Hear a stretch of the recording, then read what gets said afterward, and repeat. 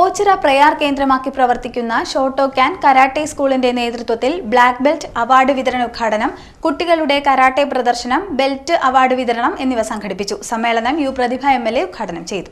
ഓച്ചിറ പ്രയാർ കേന്ദ്രമാക്കി പ്രവർത്തിക്കുന്ന ഷോട്ടോക്യാൻ കരാട്ടെ സ്കൂളിന്റെ നേതൃത്വത്തിൽ ബ്ലാക്ക് ബെൽറ്റ് അവാർഡ് വിതരണ ഉദ്ഘാടനം, കുട്ടികളുടെ കരാട്ട പ്രദർശനം, ബെൽറ്റ് അവാർഡ് വിതരണം തുടങ്ങിയവ നടന്നു. ആലുംപീടിക സാകേത ഓഡിറ്റോറിയത്തിൽ നടന്ന സമ്മേളനം അഡ്വക്കേറ്റ് പ്രതിഭ MLA ഉദ്ഘാടനം ചെയ്തു. ഈ 2 ദിവസം മുമ്പ് ഞങ്ങൾ നിയമസഭയുടെ ഒരു സമിതി യോഗത്തിൽ ഒരു തെളിവെടുപ്പ് യോഗം ഉണ്ടായിരുന്നു. അപ്പം ഞങ്ങൾ ഈ പറഞ്ഞ ടെക്നോളജിയുടെ ഒരു ലഹരിയുമാണ് വരുന്നത്. ഈ 2 ലഹരിയും കുട്ടികളെ വലിയ രൂപത്തിൽ ബാധിച്ചിരിക്കുകയാണ്. നമ്മൾ ചിന്തിക്കുന്നതിൻ്റെ അപ്പുറം. കാരണം കുട്ടികൾക്ക് ഉറക്കമില്ല.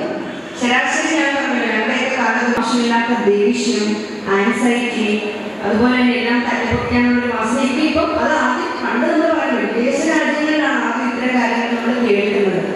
ആദ്യം തോക്കുകളുടെ സഹപാഠിയെ വെടിവെച്ചുകൊണ്ട ചരിത്രം ഉണ്ടെങ്കിൽ വിദേശത്ത് നടന്നിട്ടുണ്ട്. ഞാൻ പലപ്പോഴും ഇപ്പം അങ്ങനെയല്ല. തൊട്ടടുത്തേക്ക് ദേഷ്യവും കപ്പിയിടുക, കുത്തുക, കഴിഞ്ഞ വെക്കേഷൻ കാലത്ത് കേട്ട വാർത്തകളൊക്കെ അത്ര ഈസിയായിട്ട് മാറ്റാൻ പറ്റുമോ? കൃത്രിമമായി.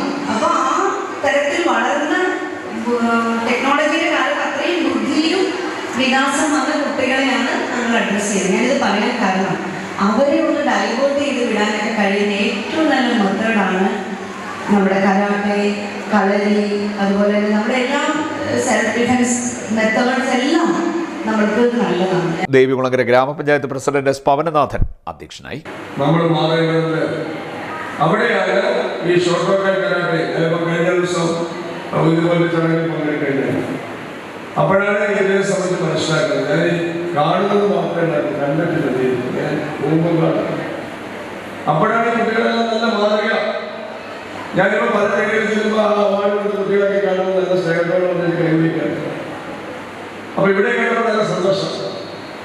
ഒരു പച്ച കുട്ടികളെ നിൽക്കാൻ അവരെയൊക്കെ പഠിപ്പിക്കുന്നത് നല്ല സ്നേഹമുള്ളവർ, നല്ല ബഹുമാനമുള്ളവർ, അച്ഛനെ അമ്മയെ സ്നേഹിക്കുന്നവർ, ബഹുമാനിക്കുന്നവർ, ഗുരുക്കന്മാരെ ബഹുമാനിക്കുന്നവർ, സമൂഹത്തെ ബഹുമാനിക്കുന്നവർ, മുതിർന്നവരെ എല്ലാം ബഹുമാനിക്കുന്നവരായി മാറുന്ന ഒരു രീതിയിലേക്ക് വരണം.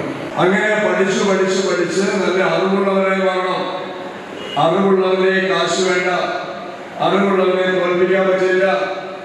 ശരി, അറിവുള്ളവരെ വിശപ്പുണ്ടായി. കായംകുളം DYSP ബാബുക്കുട്ടൻ മുഖ്യപ്രഭാഷണം നടത്തി.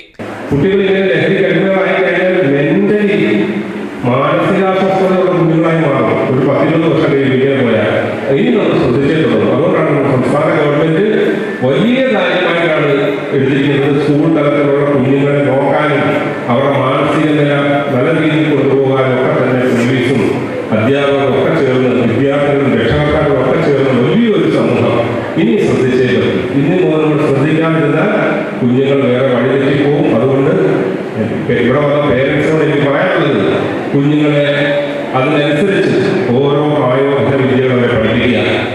ഷിഹാൻ വിജയൻ സ്വാഗതം പറഞ്ഞു. Shihan Jayaraj Kumar, shihan Deepu Babunath, shihan advocate N. Rijo, doctor PN Sudhesh, അധ്യാപികയായ ജിഷ, ശ്രീജിത്ത്, അരുൺലാൽ, അഭിജിത്ത് എന്നിവർ സംസാരിച്ചു. സെക്കൻഡ് ഡാൻ ബ്ലാക്ക് ബെൽറ്റ് കരസ്ഥമാക്കിയ 30 വിദ്യാർത്ഥികളെ ചടങ്ങിൽ ആദരിച്ചു. നിരവധി പേർ പങ്കെടുത്തു. CD Net news, Kayamkulam.